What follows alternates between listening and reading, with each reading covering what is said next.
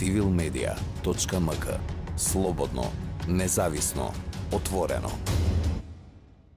Знаеме дека од секој чин на насилство со мало оружје, кое што најчесто е нелегално, многу луѓе се физички повредени, загрозени или травматизирани. Најголем процент од жртвите на ова насилство, значи на насилството со мало оружје, се жените.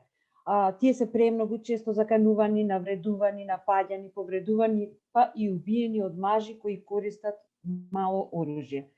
И сега ни се случи и пандемија, значи во тој контекст на пандемијата со COVID-19, оваа состојба е уште повеќе влошена како последица од вртоглавиот раст на продажбата на огнено оружје во многу делови од светот.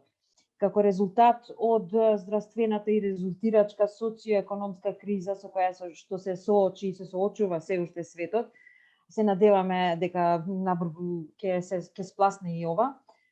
Семејното насилство е зголемено со алармантна стапка. И со тоа зголемување на нестабилноста и поларизацијата, работите се очекува да се влошат уште повеќе. Така што мобилизацијата на жените е дефинитивно релевантна за контрола на малото оружје, во смисла на тоа дека жените треба малку повеќе да се посветат на истражувања и да застанат зад себе и зад своите родови, зад својот род.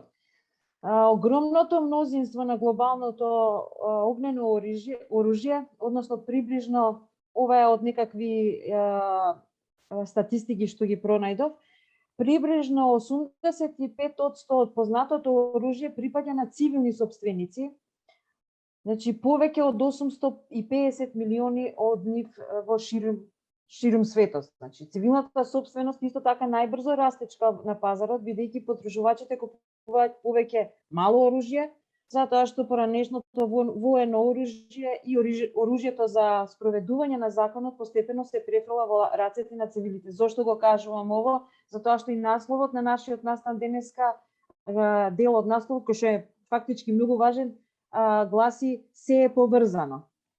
На глобално ниво 50% од жртвите се од семејно оружено насилство, од кои најголем дел се жени, додека 32% од жртвите се од оружен конфликт, од кои што повеќето се мажи, што значи дека во војни повеќе се убиваат мажи, а во делот на семејно насилство, значи дома се убиваат повеќе жени. Например, мене ме заинтересира, бидејќи следам, ме интересира во Косово имаше последниот период многу гласно се произнесоа организациите, жените за семејното насилство, во кое што во голем број има и завршува со фатални последици по жените. Таму жените се уште несоодветно заштитени од семејното насилство.